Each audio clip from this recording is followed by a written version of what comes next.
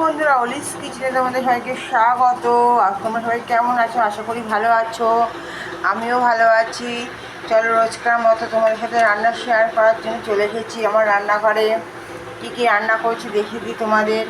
দেখো, আজকে আছে ভাত তো থাকি রোজকার মতো। আজকে ভাত, আলু দিয়ে মুসুর ডাল সেদ্ধ, আলু পোস্ত আছে, আর এটা হচ্ছে পটল ভাজা, ডিমের কারি একদম কষা কষা করে, আর আছে আমের চাটনি। একটু মশলা দিয়ে আমের চাটনিটা করেছি আজকে, আচার না কিন্তু, এখন জল জল আমের চাটনি।